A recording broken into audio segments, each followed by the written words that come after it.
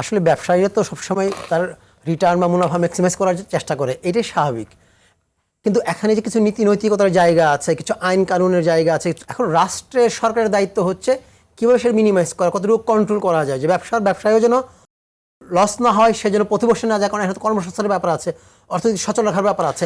আবার সাধারণ মানুষের জন্য ব্যবসাকে নিয়ে যাওয়া, পণ্যমূল্য তাদের জন্য বেশি সহনীয় পর্যায়ে নিয়ে আসা, সেটা যদি আবার ব্যবসায়ীদের মুনাফার আঘাত করে কিংবা তাদের স্বার্থের বিপক্ষে যায়, ওই জায়গায় কখনো দাঁড়িয়েছে, এইটা কিন্তু আমি জোর গলায় বলবো না। আমি কিন্তু মাঠের রিপোর্টার ছিলাম, মাঠের রিপোর্টারতে কিন্তু আজকে এই জায়গায় এসেছি। এটা আসলে কার, মানে এই ব্যর্থতাটা কার? সেখানে কিন্তু দুই জায়গায় আমরা সরকার এবং ব্যবসায়ী যে সংগঠন, জি, সমাজ, প্রত্যেকের দুই জায়গায় আছে, দুই জায়গায় ঘাটতি আছে আমি মনে করি। মানে ব্যবসায়ীদের যে সংগঠনগুলো, তাদের একনিষ্ঠ দায়বদ্ধতা মনে হয় যে তার সদস্যদের স্বার্থ সংরক্ষণ। আসলে এতটা হওয়া উচিত না। তাদের উচিত যে এর পাশাপাশি জনগণের প্রতিও তাদের কিছু দায়বদ্ধতা আছে। কিভাবে জনগণ ভালো থাকলে ব্যবসাও কিন্তু দীর্ঘমেয়াদে ভালো থাকবে। জনগণ ভালো না থাকলে কিন্তু ব্যবসা দীর্ঘমেয়াদে ভালো থাকা বা ব্যবসায়ীদের দীর্ঘমেয়াদে ভালো থাকা সম্ভব না।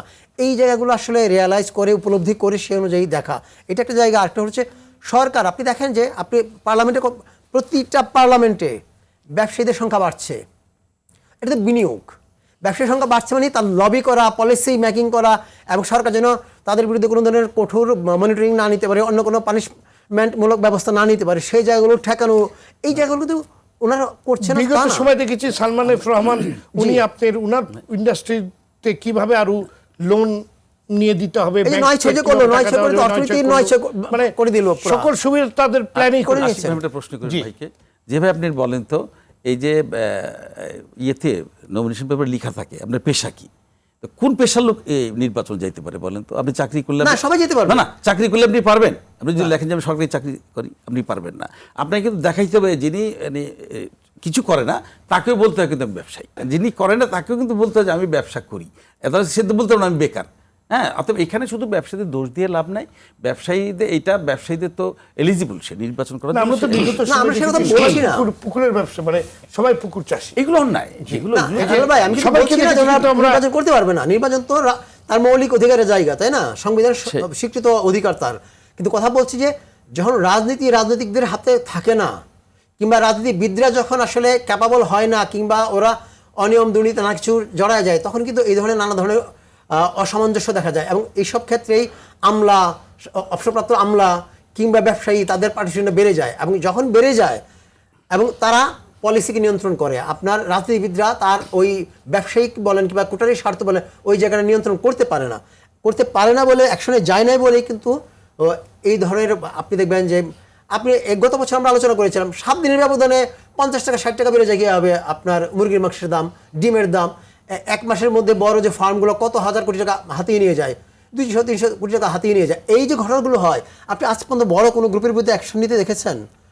অসংখ্য জাহাজ এসে বন্দরে ভাসমান গুদাম হয়ে যায়, খালাস করে নাকি সরকারের ট্যাক্সের সংক্রান্ত সিদ্ধান্ত, অন্য কোনো সিদ্ধান্ত, সামনে রমজান, ক্রাইসিসটা একটু তীব্র হোক, তাহলে দাম বাড়ানো যাবে।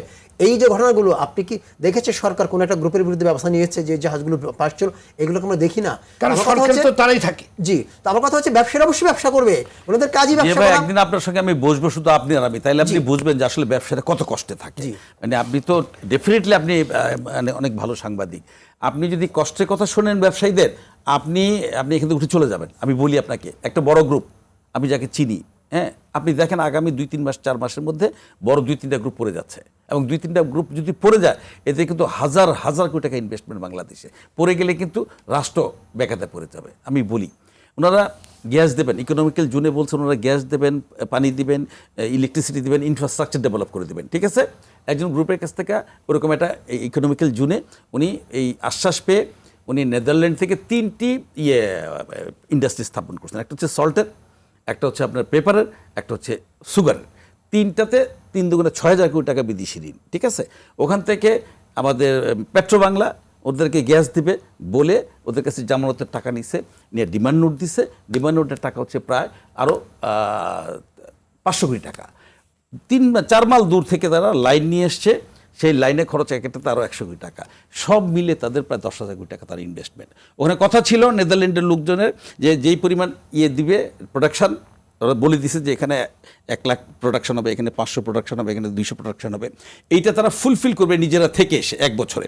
তারপর এটা টোটাল বিষয়টা ওই জায়গায় নিয়ে গিয়ে বাংলাদেশে যারা থাকবে তাদেরকে বুঝিয়ে দিয়ে যাবে। আজকে 5 বছর তাদের গ্যাসও দেওয়া হচ্ছে না, জি, সে ইনভেস্টমেন্টও সে পাচ্ছে না, আমাদের পেট্রো বাংলা সে টাকাও তাকে দিচ্ছে এই না। বাস্তব- জিজ্ঞেস করলে বলে যে ভাই আমাদের গ্যাসটা দিব কোত্থেকে, তাহলে তুমি টাকা নিছো কেন, টাকা দিচ্ছ না কেন? এবং এই দায়িত্ব এখন ভোক্তাদেরই টানতে হচ্ছে। হ্যাঁ। জি